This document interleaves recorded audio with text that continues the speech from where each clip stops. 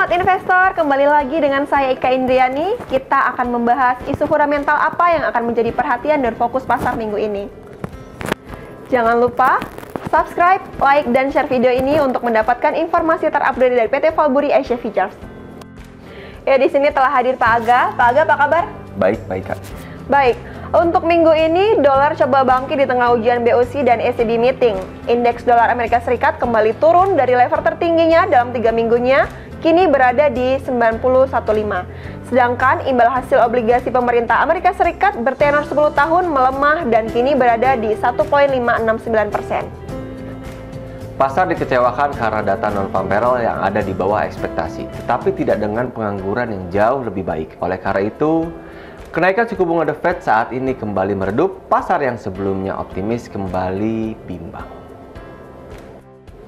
Apa yang akan menjadi perhatian pasar untuk minggu ini, Pak?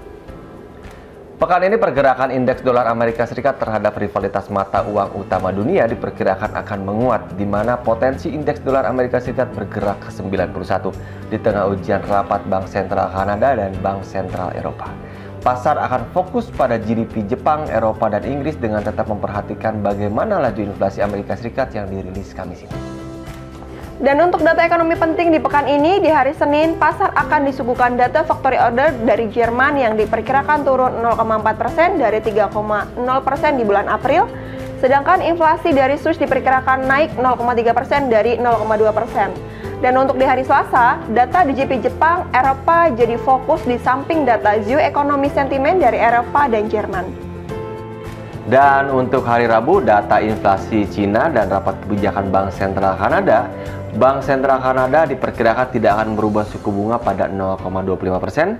Dan untuk hari Kamis, pasar akan disuguhkan data inflasi Amerika Serikat untuk bulan Mei diperkirakan turun 0,4% dari 0,8%. Sedangkan data mingguan klaim pengangguran juga turun.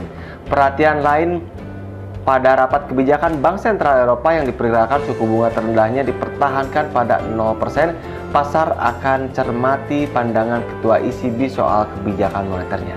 Dan untuk hari Jumat, data GDP Inggris yang diperkirakan tumbuh 2,4% dari 2,1%. Baik Pak Aga, untuk aset-aset yang bisa diperhatikan minggu ini seperti apa Pak?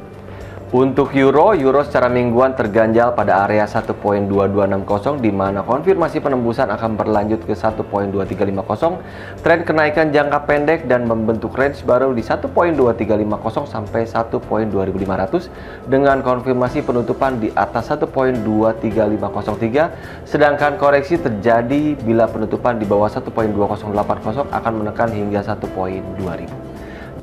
Dan untuk pound sterling, potensi penguatan minggu ini tertunda stokastik yang tengah bergerak turun dan harga tengah menguji kembali ke 1.4145, sedangkan GDP sudah terbentuk triple top dengan gagal bertahan di atas 1.42500. Penutupan mingguan di atas area triple top tersebut akan membuka range baru GBP pada 1.4300 sampai 1.4500.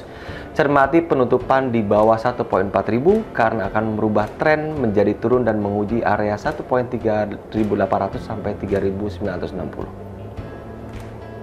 Dan untuk emas, kenaikan secara mingguan pada XAU tertunda setelah gagal bertahan di atas 1.900.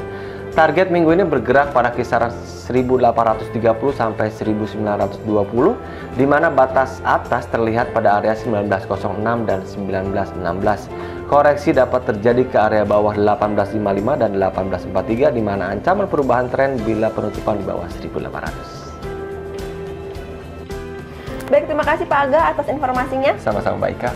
Ya, Smart Investor, setelah data NNV, pasar kini akan memfokuskan pada data inflasi data GDP. Perhatikan khususnya pada rapat kebijakan Bank Sentral Kanada dan Bank Sentral Eropa. Dengan tidak mengesampingkan fluktuasi yield obligasi pemerintah Amerika Serikat bertenor 10 tahun yang masih menjadi salah satu penggerak indeks dolar. Baik Smart Investor, semoga bermanfaat dan menjadi peluang untuk Anda pekan ini. Silakan di-follow sosial media kami lainnya @Valburi Asia Futures. Sampai bertemu lagi di minggu depan. Sampai jumpa.